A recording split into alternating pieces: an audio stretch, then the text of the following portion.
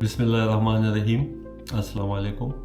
मेरा नाम प्रोफेसर मियां नौशाद अली का काखेल है और आज आप लोगों से मैं एक अहम बीमारी के बारे में बात करूंगा और ये है मनी का बेख्तियार बहना, या आम ज़ुबान में इसको जरियान कहते हैं।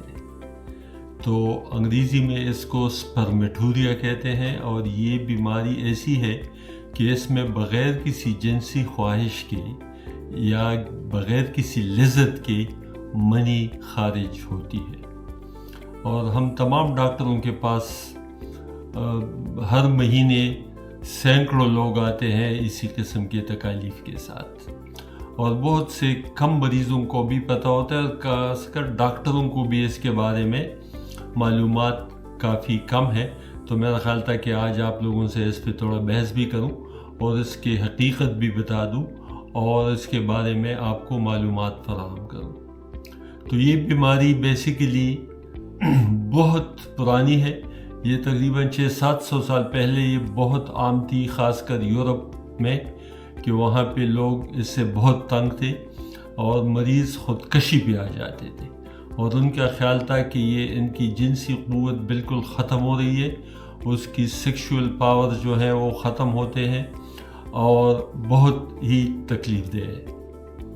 हमारे यहाँ पे भी बहुत से मरीज़ आके हमें कहते हैं कि बेख्तियार मनी बहती रहती है, सफ़ेद मनी आती रहती है, इसकी वजह से उनकी हड्डियाँ कमज़ोर हैं, उसके गाल चिपके हुए हैं, रंग ख़राब है और बिल्कुल नींद भी नहीं आती और बहुत ही तकलीफ़ में होते हैं। ऐसे लोग आम हालत में हकीमों के पास जाते हैं और हकीम हज़रात जो है या होम्योपैथिक डॉक्टर उनका शिकार करते हैं, क्योंकि उनके पास कोई ख़ास वो नहीं होती, इल्म के नहीं होती कि है क्या, और उनको सही मशवरा नहीं देते और वो उनके मुख्तलिफ़ चीज़ों से इलाज करते रहते हैं। तो अब ये है कि जब आपके पास मरीज़ आए तो आपने मतलब कि उसको पूरा समझाना होता है, ठीक है। तो मरीज़ को ये पता होना चाहिए कि बेसिकली ये क्या है। जो लोग जिन्स के बारे में सारा वक्त सोचते हों, ये मुश्तज़नी या हैंड प्रैक्टिस या मैस्टरबेशन जिसको कहते हैं, ये ज़्यादा करते हों, ये स्पाइसी ग़िज़ाएँ बहुत खाते हों, डिप्रेस रहते हों, मतलब कि उनको हर वक्त परेशानी रहती है, ये कोई काम काज नहीं करते, सिर्फ़ और सिर्फ सेक्स के बारे में सोचते हैं, तो उनको ये तकलीफ़ होती है।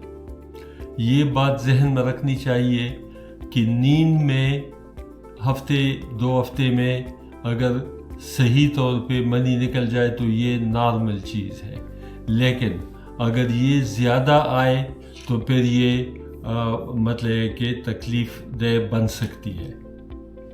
तो ये जहन में रखना चाहिए कि ये होता क्या है। ये मल्टीपल चीज़ों से होती है। एक जो है ये इन्फेक्शन से भी होती है, परेशानी से भी होती है। कभी कभी अगर बहुत ज़्यादा मैस्टरबेशन हो तो इससे जो नीचे पेल्विक फ्लोर के मसल्स हैं ये कमज़ोर हो जाते हैं। जो सेमिनल वेसिकल है जिसमें मनी डलती है, उससे भी उसका जो मैकेनिज़्म है वो भी ख़राब हो जाता है और मनी बेख्तियार निकल जाती है। इसका जो मेन वो है बड़ा, तो इसमें ये होता है कि आपको कोई ख्वाहिश नहीं होती उससे मतलब कि आपको सबको पता है कि जब मनी निकलती है तो लोग लज़्ज़त महसूस करते हैं, लेकिन इसमें लज़्ज़त नहीं होती। बाज़ लोग गनोरिया जो बीमारी है, जो इन्फेक्शन है, उससे जो पीप आती है उसको भी मनी कहते हैं। तो इसमें थोड़ा सा फ़र्क होना चाहिए।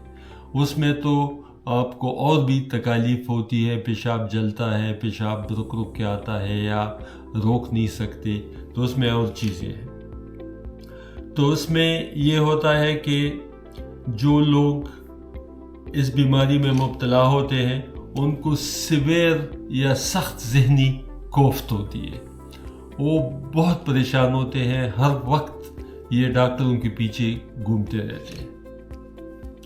तो इसका पूरा मुआयना होना चाहिए, उसको देखना चाहिए कि इसमें असल में कोई बीमारी है कि नहीं है।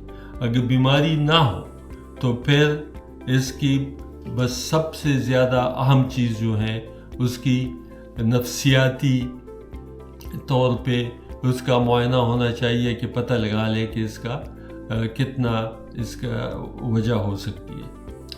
مریض کو یہ بتا دے کہ لائف سٹائل چینجز لائیں، اپنی زندگی میں بہتری لائیں، خوراک صحیح ٹائم پہ لیں، ریگولر ایکسرسائز کر لیں، پریشانی سے بچے، ذہنی دباؤ سے بچیں۔ اس میں اکثر لوگ ہم دیتے ہیں اینٹی ڈپریسنٹ، یہ جو SSRIs اس کو کہتے ہیں، یہ خاص قسم کی ڈپریشن کی دوائی ہوتی ہے جو کہ ذہن کو تھوڑا کول رکھتی ہے۔ اور بھی ہارمونل امبیلنس اگر کسی میں ہو تو اس کو بھی ہم ٹریٹ کرتے رہتے ہیں۔ کاؤنسلنگ اس کے لیے بہت ضروری ہے کہ مریض کو پورا سمجھانا ہوتا ہے کہ اس کو زیادہ ٹینشن نہ لیں، یہ خود بخود ٹھیک ہو جاتا ہے۔ اگر یہ اپنے جسم کو تندرست رکھے، ذہن کو تندرست رکھے تو مریض بالکل بہت ٹھیک ہو جاتا ہے۔ اگر کوئی ان ہدایات پہ عمل نہیں کرتا تو یہ ہمیشہ تھکے رہتے ہیں، اس کو کرانک فٹیگ رہتی ہے، اس کے جسم دکھتا ہے، اس کی ہڈیاں دکھتی ہیں اور اس کو بہت زیادہ ذہنی کوفت میں مبتلا ہوتے ہیں۔ اکثر لوگ اپنی ریلیشن شپ بھی کھو دیتے ہیں، اپنی فیملی کے ساتھ، اپنے وائف بچوں کے ساتھ ان کے تعلقات خراب ہو جاتے ہیں اور یہ ہمیشہ کے لیے اس مرض سے نہیں نکل سکتے۔ دوسرا جو ہوتا ہے کہ اگر آپ اس کو صحیح طور پہ تشخیص نہ کر لیں، اگر اس کے پیچھے کوئی ایکچوئل بیماری ہو تو اس کو بھی ٹریٹ کرنی چاہیے۔ تو بہت ضروری ہے کہ مریض کے پاس یہ سب معلومات ہوں کہ یہ کوئی بڑی بیماری نہیں ہے، اور یہ اگر مریض خود اپنی نیند کو صحیح کرے، اپنی ذہنی تکالیف کو دور کرے تو یہ مریض ٹھیک ہو سکتا ہے۔ تو چونکہ یہ بیماری ساری دنیا میں بہت عام ہے، لاکھوں مریض اس سے افیکٹ ہوتے ہیں، تو یہ بہت ضروری ہے کہ اس کے بارے میں مریضوں کے پاس علم ہو کہ اس کو ٹینشن نہ لیں، خود ہی اس کو ٹھیک کرے، ورزش کرے، خوراک صحیح لیں تو یہ اس سے ٹھیک ہوگا۔ تو امید ہے کہ آپ لوگ اس کو سمجھ گئے ہوں گے، تو یہ چینل سبسکرائب کریں اور اس کو کمنٹ بھی کریں، شیئر بھی کریں تاکہ لوگوں کو فائدہ ہو۔ والسلام۔